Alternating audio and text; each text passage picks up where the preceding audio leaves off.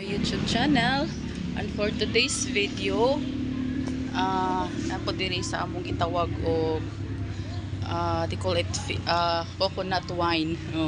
Coconut wine, so sa Bisaya tuba. So naa si ate.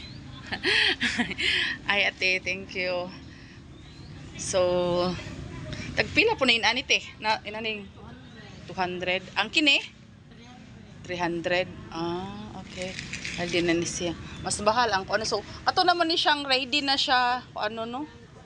Ready na siya imnon. Kay na naman siya. Mura dyan siya wine, guys. Oo. It looks like a wine. Kasi awang color niya. Oh.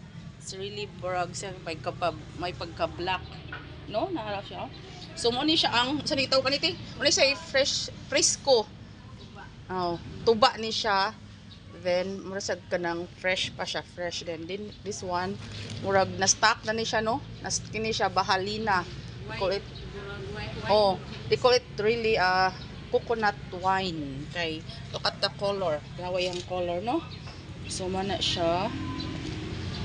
So ang kinitin sa ni okay, bahalina gyapon ni siya, but gisod lang ang iha lang kuan ang kini siya gisudlan og kini mabuak. Kini siya dili. So kini mo isuka no na retailed. Kini siya retailed na suka.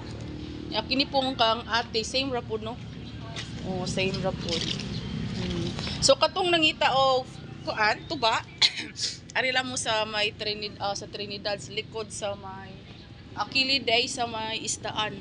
So napud sila tabako. So they have also, they call it like they're gonna use it for the tobacco. This one, they're gonna put this in tobacco. They put the tobacco here, and this is like the paper. Muna siya.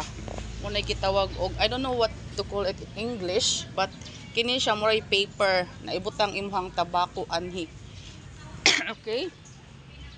Ato guys, unya. Thank you kaayo ni ate. Kay nagpatik siya. So na siya yung mga tabako po dito sa ano, tapos siya tabako. Tara, tabako ay. Mag-display mo sa tabako during kung na yung mangita, tino. They will display na if they have if na yung mangita nila na sila available na tabako. Okay.